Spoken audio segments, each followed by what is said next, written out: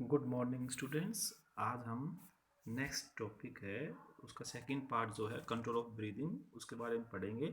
उससे पहले आपको जो हमने अभी फर्स्ट पार्ट में पढ़ा था जिसमें हमें न्यूरल कंट्रोल ऑफ ब्रीदिंग कहते हैं, तो उसके अंदर उसकी एक्चुअल मैकेनिज्म क्या होती है। जैसे कि आपको पता है ये पोन्स होता है, ठीक है भी। पोन्स के अंदर ये एक सेंटर है जिसका नाम क्या है, न्यूमोटॉक्सिक सेंटर। फिर ये नीचे अपन्यूस्टिक सेंटर है। यहाँ पर जो है ये वी आर जी है, और जो आगे जो है ये छोटा सा ये क्या है, डी आर जी है। तो इसके अंदर क्या मैकेनिज्म होगी कि जो ये न्यूमोटॉक्सिक सेंटर होता है, ये जो यहाँ पर डोर्सल जो ये हिस्सा होता है भी, डोर्सल रेस्पिरेटरी सेंटर जो है यहाँ पर, और ये क्या है, वेंट्रल रेस्पिरेटरी सेंटर है। तो ये जो है यहाँ पर इनहिबिटरी सिंपल्स यहाँ पर ये भेजता है, ये इसकी मैकेनिज्म है। इसको आपको समझना है। इनहिबिटरी का मतलब क्या है कि ये इंस्पिरेशन को रोकता है, क्योंकि डोर्सल जो सेंटर किसके लिए होता है, इंस्पिरेशन के लिए होता है, ये उसे रोक देता है। इसके अलावा ये यहाँ पर भी ये जो अप्रोस्टिक सेंटर है इसको भी इनहिबिटरी रिस्पॉन्स देता है, न्यूमोटैक्सिक सेंटर। और न्यूमोटैक्सिक सेंटर जो होता है रेट ऑफ ब्रीदिंग को कंट्रोल करता है, मतलब ठीक है ना। अगर ज़्यादा एक्टिव होता है तो रेस्पिरेटरी रेट क्या होती है, बढ़ जाती है। कम एक्टिव होता है तो रेस्पिरेटरी रेट क्या होती है, कम होती है, ठीक है। और इसके बाद ये जो अपन्यूस्टिक सेंटर होता है ये भी, ये फिर डोर्सल जो रेस्पिरेटरी सेंटर है इसको एक्साइटेड करता है, इसको इंस्पिरेशन के लिए बढ़ावा देता है, ठीक है। तो यहाँ से ये इम्पल्स आते हैं, और ये जो इम्पल्सिस हैं जो भी इसमें सिग्नल आए हैं, कहाँ कहाँ से आए हैं ये हमारे ये भाग दे रहे हैं, ये कहाँ से कर रहे हैं, इसमें सेंसरी न्यूरॉन आएंगे। सेंसरी न्यूरॉन कहाँ से आएंगे, केमिकल रिसेप्टर्स, कैमियो रिसेप्टर हैं, बैरो रिसेप्टर्स जो हैं वहाँ से आते हैं, ठीक है ना। तो ये उसके यहाँ जाते हैं। फिर अगर डी आर एस एक्टिव हो जाता है तो उससे क्या होता है भी, डी आर एस के ऊपर जो आएंगे सेंसरी न्यूरॉन के जो भी मैसेज आएगा, इम्पल्स आएगा, एक्स पोटेंशियल जो यहाँ पर जनरेट होगा उससे क्या होगा, इंस्पिरेशन होगा, जिसमें हम सांस अंदर लेंगे। अगर नॉर्मल इंस्पिरेशन है तो सिर्फ इसमें क्या होता है, डीआरएस काम करता है। और अगर हम एक्सरसाइज करते हैं या एक्टिव जो रैपिड होता है सांस रेस्पिरेशन होता है, उसमें क्या होता है, ये वी आर एस भी इसमें अपना रोल अदा कर देता है। उसके लिए डी आर एस से क्या हुआ, इसमें सिग्नल आते हैं। और यहाँ पर ये आपको ये दिखाया गया है प्री बोर्ड जिंगर कॉम्प्लेक्स जो है, जो भी नई इसमें डिस्कवरी हुई है, जो कि ये दिखाता है कि ये इसको हमें पेस मेकर कहते हैं, ठीक है ना। जैसे कि पहले ये, तो ये सारे इसके अंदर ये आते हैं। अब इसके अंदर नेक्स्ट जो आता है इसको हम क्या बोलते हैं भी, केमिकल या केमो रिसेप्टर बोलते हैं। केमिकल रेगुलेशन जो होता है, केमिकल रेगुलेशन जो होता है उसके लिए क्या होता है कि रिसेप्टर्स होते हैं अलग अलग जगह पर, केमो रिसेप्टर्स को हम बोलते हैं। तो वो जो रिसेप्टर हैं, जैसे कि इसके लिए सबसे पहले जो रिसेप्टर होते हैं वो कहाँ कहाँ पर केमो रिसेप्टर होते हैं, वो होते हैं इसके अंदर दो प्रकार के होते हैं। वैसे ये केमिकल जो रेगुलेशन होता है इसमें जो केमो रिसेप्टर होते हैं, एक को हम कहते हैं पेरिफेरल रिसेप्टर्स और एक को हम क्या बोलते हैं, सेंट्रल रिसेप्टर्स कहते हैं। सेंट्रल जो रिसेप्टर होते हैं उसके लिए एक, जैसे कि यहाँ पर यह बताया गया है आपको, ये केमो सेंसिटिव एरिया होता है सी एस ए, और ये सी एस ए जो होता है बायलेटरली होता है, ventral surface of the medulla जो होता है ये आता है। और ये जो केमो सेंसिटिव जो एरिया होता है यह है कार्बन डाइऑक्साइड का पार्शियल प्रेशर है या जो एच आयन है उसके अंदर जो भी चेंज होता है उसके प्रति हाईली सेंसिटिव होता है। और ये जो रेस्पिरेटरी सेंटर होता है उसके हिसाब से उसको ये करता है, उसका रिस्पॉन्स दिलाता है कि उसमें कितना कम होगी या ज़्यादा होगी। तो जो रेस्पिरेशन होती है उसका मेन गोल क्या होता है कि हमारी टिश्यूज़ के अंदर ऑक्सीजन, कार्बन डाइऑक्साइड और जो हाइड्रोजन आयन है उनके एक प्रॉपर कंसंट्रेशन हो। और अगर उस कंसंट्रेशन के अंदर कोई भी चेंज होता है, ठीक है ना, तो वो जो चेंज होता है वो इन रिसेप्टर्स के द्वारा डिटेक्ट कर लिया जाता है और उसके प्रति जो है एक्यूरेट रिस्पॉन्स वहाँ से जनरेट होता है।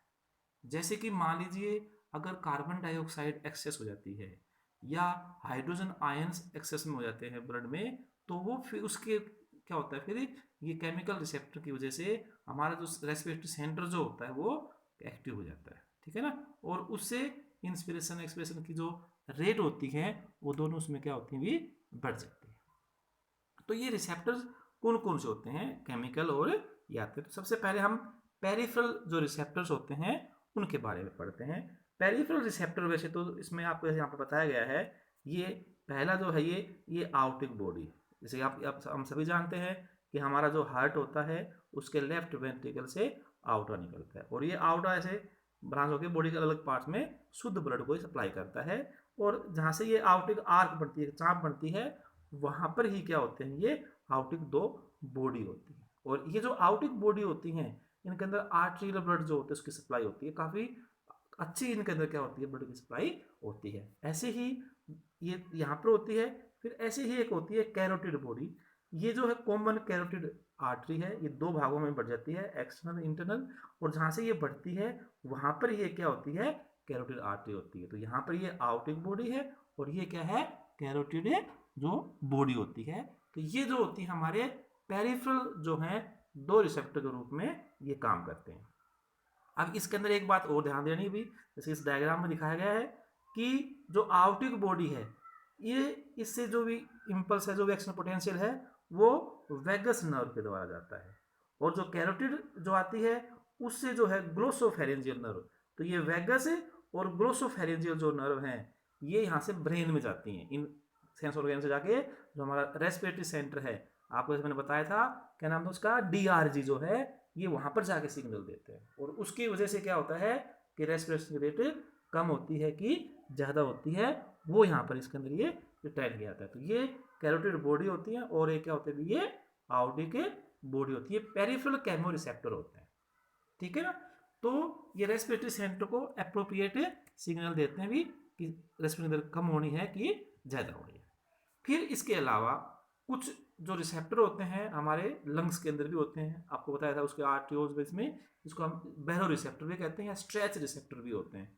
ठीक है, जो कि जब ज़्यादा स्ट्रेच हो जाए लंग्स भी तो उनको बस्ट होने का खतरा होता है, तो उसे रोकने के लिए वहाँ पर रिसेप्टर होते हैं। जो ही वो रिसेप्टर एक्टिव होते हैं तो वो वहाँ पर सिग्नल देते हैं इसके अंदर रेस्पिरेटरी सेंटर में, और उससे क्या होता है, इंस्पिरेशन कम हो जाती है।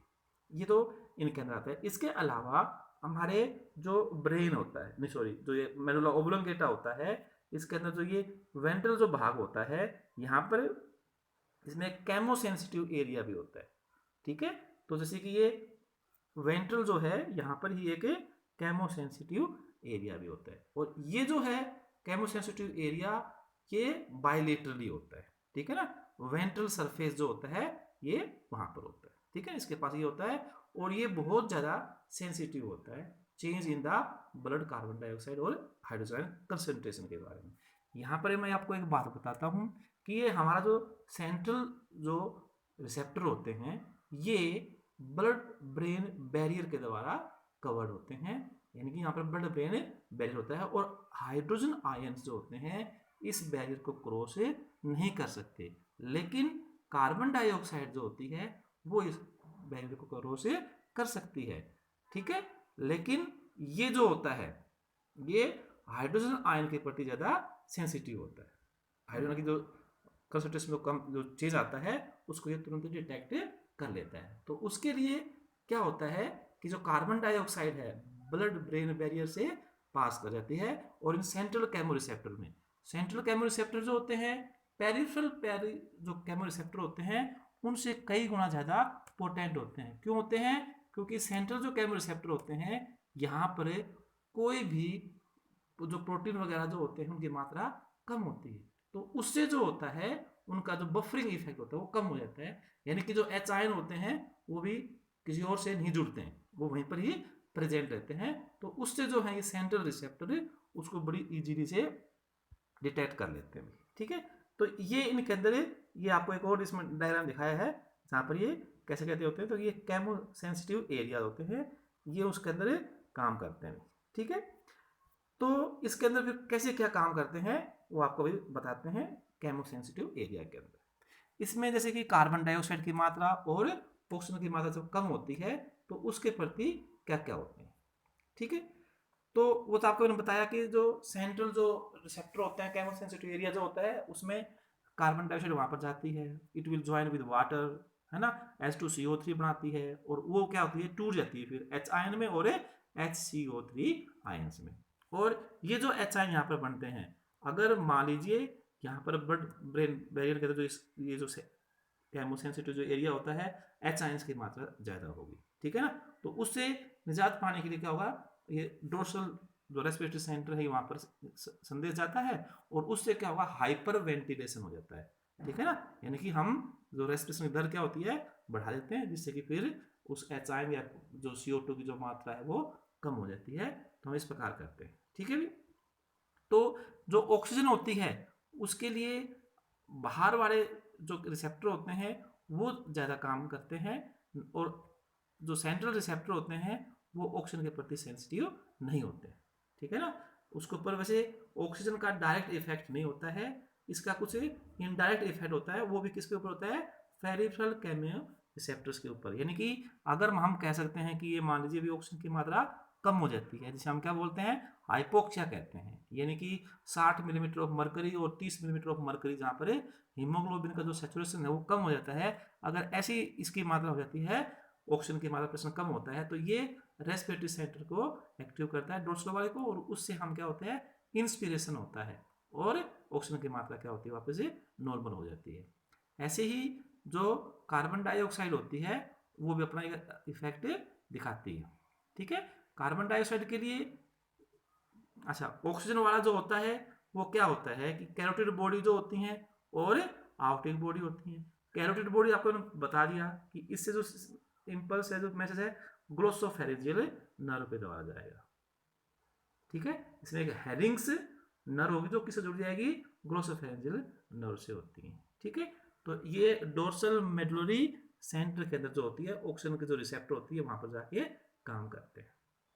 तो इसके लिए ध्यान रखना है कि जब पार्शियल प्रेशर कम हो जाता है 60 मिलीमीटर मरकरी से 30 मिलीमीटर मरकरी के ऊपर, तभी जो होता है इसका इफेक्ट होता है।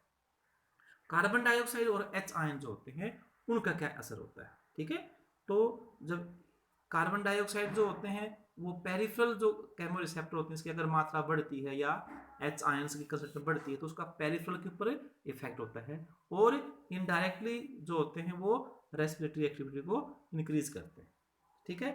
लेकिन इनका डायरेक्ट इफेक्ट जो होता है वो CSA के ऊपर होता है, और जो आपको मैंने बता ही दिया था कि जो CSA है, सेंट्रल केमोसेंसिटिव जो एरिया होता है, वो एक इनकी जो अमाउंट है उसमें अगर जो भी परिवर्तन होता है तो उसको वो तुरंत ही डिटेक्ट कर लेता है, ठीक है। यानी कि वो लगभग 5 टाइम जो होता है पेरिफेरल की तुलना में ज़्यादा स्टिमुलेट कर देता है, ठीक है ना। क्यों बता देता है ये आपको बताया था, क्योंकि वहाँ पर कोई भी प्रोटीन जो होती है उनकी मात्रा कम होती है। तो रैपिड होता है पेरिफेरल केमो रिसेप्टर से, लेकिन जो सेंट्रल केमो रिसेप्टर होते हैं उनसे जो रिस्पॉन्स होता है वो ज़्यादा होता है, मतलब स्ट्रॉन्ग होता है, ठीक है। तो इसके लिए अलग अलग ये मैकेनिज्म पढ़ाई गई थी भी, जिससे क्या होता है वो अपना कैसे वो देखते हैं। तो इसमें हम इसको एक सिंपल जो मैकेनिज्म है उसके द्वारा इसको हम अभी पढ़ सकते हैं। जैसे क्या है कि मान लीजिए कि हमारे ब्लड में CO2 की मात्रा बढ़ गई, तो CO2 की मात्रा जब बढ़ जाती है तो जो पेरिफेरल रिसेप्टर हैं, आर्टेड बॉडी है और कैरोटिड जो बॉडी है उसमें सप्लाई होती है काफ़ी, है ना, और आर्टेड ब्लड वहाँ पर जाता है तो ये रिसेप्टर क्या करते हैं, डिटेक्ट करते हैं कि CO2 की मात्रा ज़्यादा है। जो ही डिटेक्ट करते हैं ये कहाँ देंगे, फिर उसको डोर्सल रेस्पिरेटरी सेंटर को करेंगे, और उससे क्या होगा, हाइपर वेंटिलेशन होगा, यानी कि हमारी रेस्पिरेटरी रेट क्या होगी, बढ़ जाएगी, और जिससे क्या होगा, हम सांस लेंगे और बाहर छोड़ेंगे, और उससे क्या होगा, CO2 की मात्रा फिर कम हो जाती है। इसके अलावा ये जो CO2 की मात्रा अगर जो बढ़ती है तो ये सेंट्रल जो रिसेप्टर होते हैं, केमो रिसेप्टर होते हैं, वो भी इसको डिटेक्ट कर लेते हैं, और वहाँ से भी यही इफेक्ट आता है, ठीक है, जिससे कि इनकी अमाउंट क्या होती है, तुरंत ही कम हो जाती है, ठीक है भी।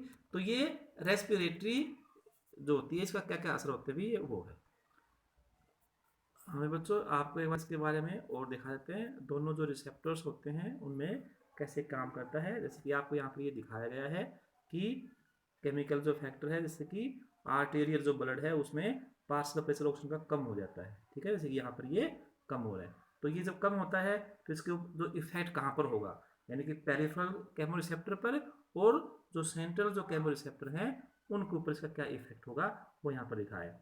तो जब आर्टेरियल यानी कि हाइपोक्सिया हो जाता है, जिसमें ऑक्सीजन की मात्रा कम हो जाती है, तो ये स्टूबलेट उसी समय करता है जब इसका पार्शियल प्रेशर जो होता है 60 मिलीमीटर मरकरी से कम होता है। तो ये किस पे करता है, पेरिफेरल केमो रिसेप्टर पर ये काम करता है, ठीक है। और जो इसका जो असर होता है, सेंट्रल जो केमो रिसेप्टर होता है वहाँ पर भी होता है। डिप्रेसेस द सेंट्रल केमोरिसेप्टर और दिस पे सेंट्रल, जब इसका पार्शियल प्रेशर जो होता है 60 मिलीमीटर से कम हो जाता है, उसके ऊपर भी असर करता है।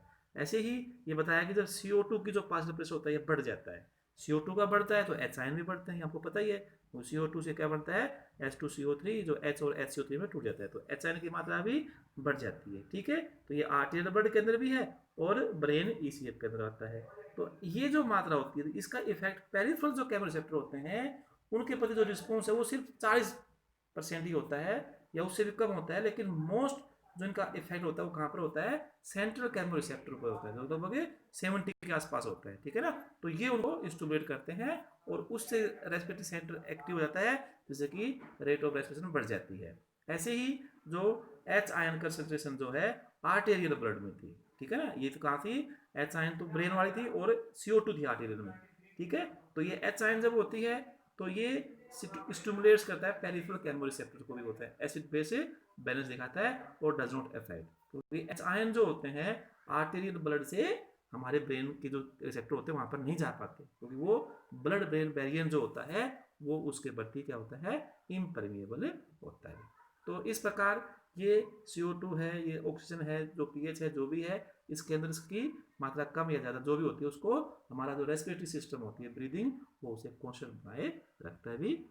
धन्यवाद भाई।